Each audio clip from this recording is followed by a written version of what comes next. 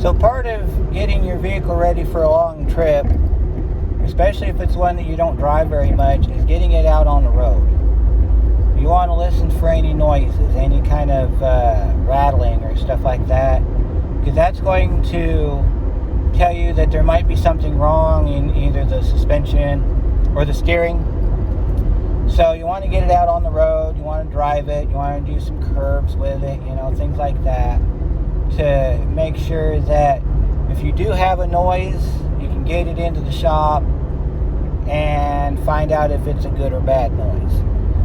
If it's, a car that you haven't driven very much, you also want to, like we discussed in the first video about brakes, you want to, get it down the road about 45, 50 mile an hour and try doing some stops with it.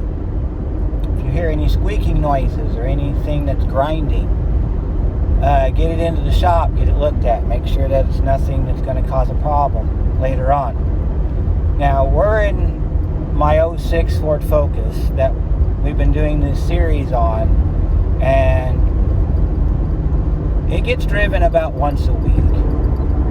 So I'm not too worried about it. However, there are times, because you got the radio on, that you want to turn the radio off and just drive, because you're going to hear the noises that the radio would drown out. So I just washed the car, so sometimes when you wash a car, depending on how hard the pressure washer is, it could knock things loose. So you want to be driving it and listening for things that may have gotten knocked loose, like a dragging noise, like a skid plate came loose, or anything like a heat shield. You'll hear a rattling underneath the car. You want to let it sit at idle for a few minutes after you've washed it. That way, if the heat shield came loose because you were washing it underneath, then you can get that looked at. This car, no out of the ordinary noises, so we're good here. So we're going to take it back to the shop and we're going to do the lights check on it, because that's what this video is all about.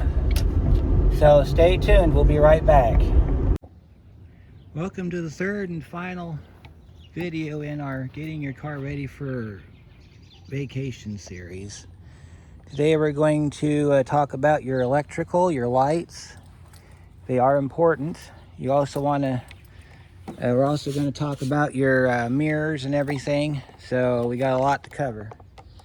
All right, we're going to continue on our 06 Ford Focus. And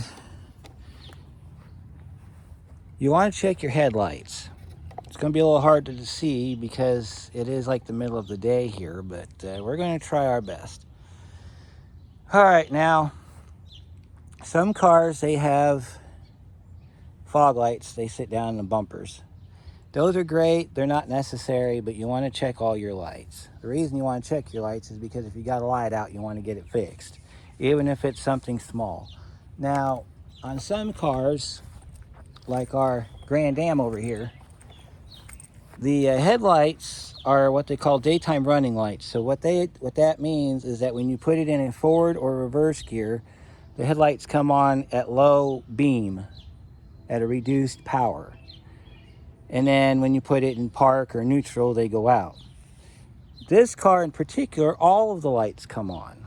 So I don't know if that's an electrical problem or not, but normally during the daytime, your daytime running lights come on in the front. They don't really come on in the back.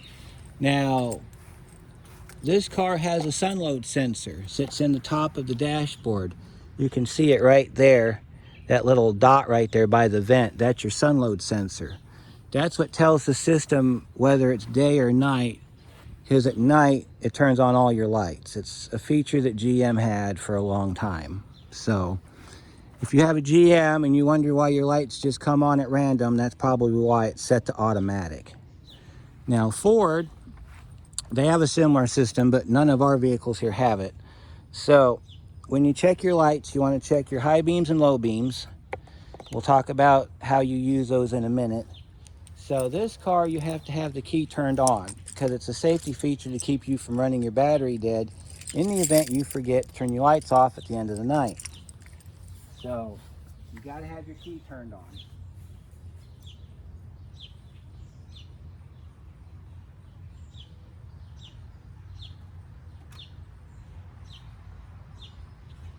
And then you want to turn on your park lights. And you see your little amber lights come on. They're on, trust me. You want to get real close so you can see it. We can do that too. See? You want to make sure your little amber lights come on. And then after your amber lights come on, you can go ahead and you want to check your turn signals with the lights on, and then you want, well, I'll show you.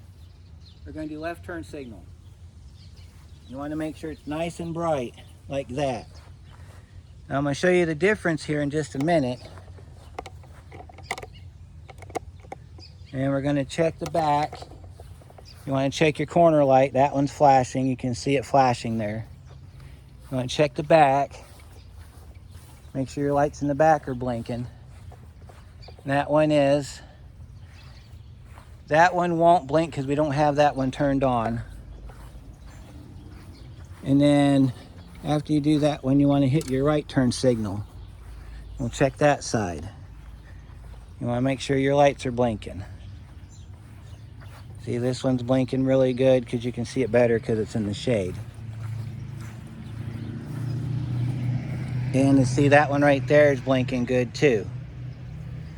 So after you get that done, you want to check your brakes. So brake lights, you're going to need somebody to help you with this.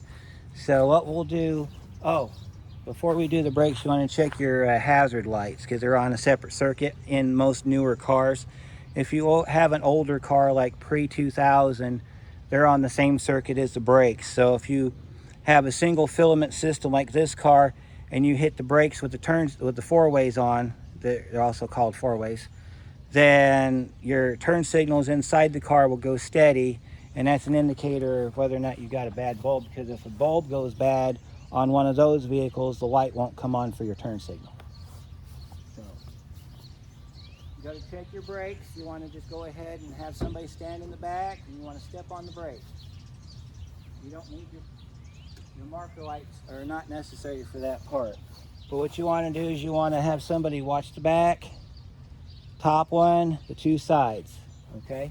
So we're going to step on the brake, and you're going to check the brakes. Okay. And then if we had any bad bulbs, we would go through and we'd fix them. Now there is a little side note to this. That upper bulb, and I can show you on that van we have in the back. Some of these, when you take these apart, they have little mini bulbs in them. Then there's some of them, like on that Pontiac Transport in the back, that are LED. So you want to open it up, and if you see light sockets, you can change the bulbs. But if you don't see light sockets and you just see a plug on the end, it's an LED system, you're going to have to get a new one. Let's go ahead and check our backup lights since we're back here. Now on the backup lights, you don't have to start the car. You just have to have the key turned on. So I'm going to go ahead and turn the key on. I'm going to put it in reverse with the brakes on, and we're going to check our backup lights. So let me back you up a little bit so you can see that real quick.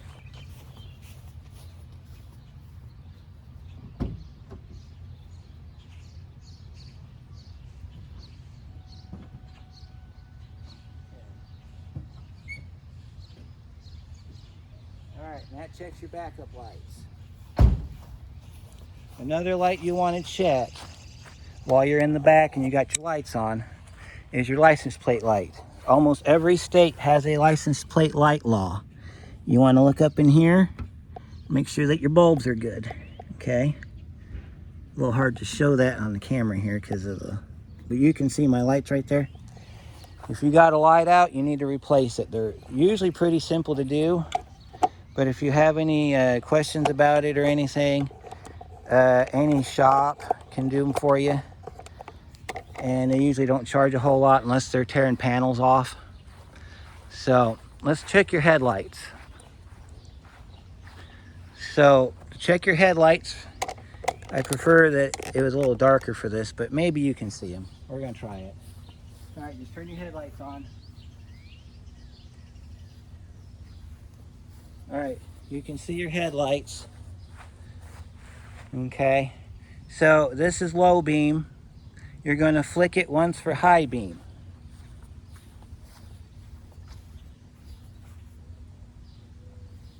All right, now I have the high beams on. And what you're looking for is any difference in the light. If one side's darker than the other, then you got a blown out high beam. Basically is what it is. Another way you can tell if you have your high beams on is if you drive with your bumper lights or your fog lights down there. I'll show you something.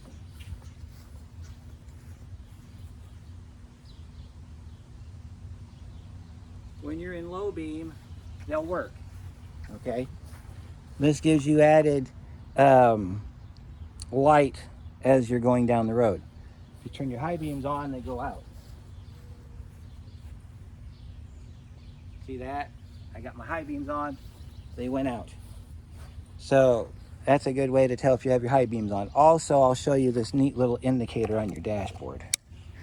Since now we've got to talk about the dashboard lights. So let's get in here and let's get in our car. We're going to start our car up. And we'll zoom this back a little bit. We're going to talk about our dashboard lights. All right, so if you have your headlights on, that little indicator right there, that tells you your high beams are on. Every car has that indicator. You want that indicator off, okay? Also, when it's darker out, and you're probably not going to notice the difference here, but you want to check your lights for your HVAC, which are, you know, your lights for your HVAC, they're all in the center console. You want to check your dashboard lights. If your dashboard lights are out, this is important to know because a lot of vehicles nowadays, if half the dashboard illumination's bad, then you're going to have to replace the dashboard because there's no way to change them. A lot of the newer cars, like model year 2005 and up, depending on the manufacturer, they made the dash lights LED style. So it's their attempt at trying to keep you from having to take your dashboard apart a million times to change a bulb out. There are still a few out there that are the twist and pull type that, you know, you can check. If you have a radio of any type, if the lights go out in the radio, there's nothing you can do. They're LED, they're soldered to the board, and unless you're really good with electronics, there's no way to fix it. But while we're in the car, you want to check your map lights. You want to check your door lights. And this might sound silly, but if you have a glove box, you want to check your glove box light. If you have a glove box light, this one does not. But if you had a glove box light, you'd want to check it. It's really important that you do that. You want to check your turn signal lights. You want to make sure that your lights are working on your dashboard. Best way to do the lights check is with the car turned off. Turn the key on, see if all your dash lights come on. If all your dash lights come on, you're in good shape. I can show you the illumination part on our Escort. So let's go over to our Escort real quick. And I'll show you the illumination on the Escort because it's easier to see. It's in the shade a little bit, so it'll be a lot easier to look at. Plus, I think they're brighter too. All right. We haven't been in our Escort in a while, so we're going to start it up and turn the steering wheel a little bit so you can see the dashboard. There's some viewers of mine out there, they love this car. And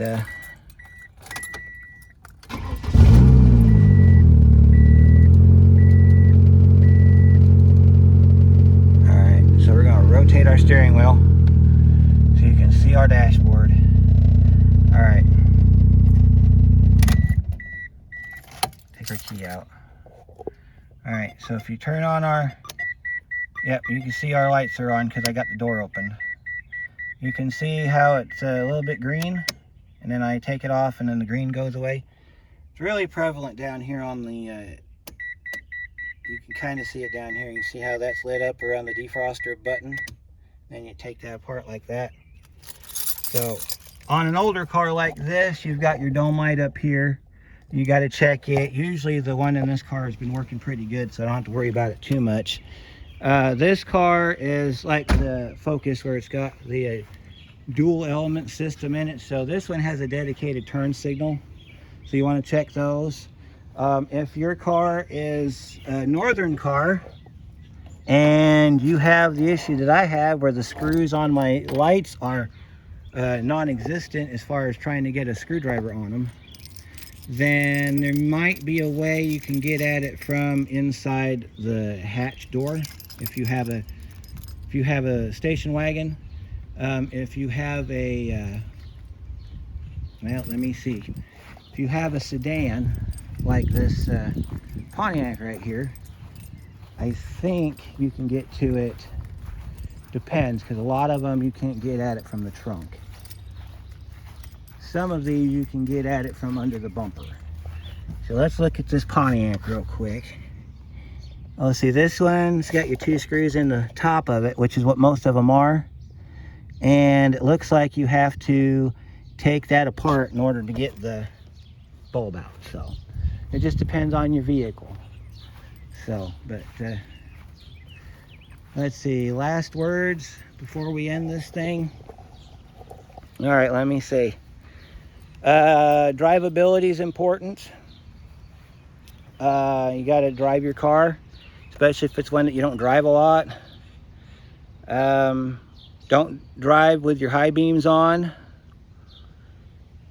High beams should only be used in rural areas like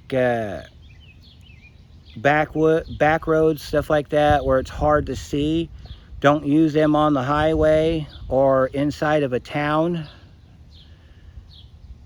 It's also illegal, by the way. And I think that'll do it. So I hope you've enjoyed this series.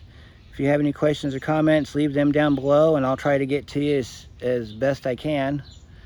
Be safe out there. Don't practice road rage. Take frequent breaks. And most of all, just enjoy yourself, because that's what it's all about. Getting out on the road and just enjoying yourself. So that'll do it for me. I'll see you on the next one.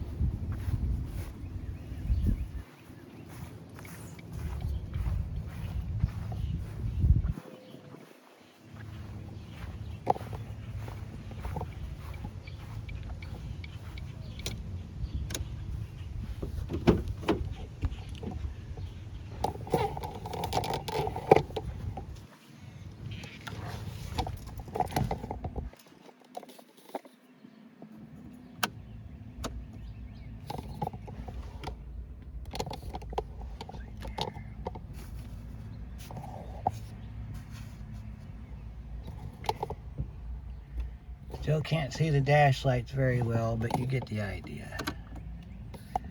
Want to do a quick walk around here for the end of the video. Show you the headlights and everything on it so that you can understand what you're looking for if you have never done a lights check before. One thing I forgot to mention earlier is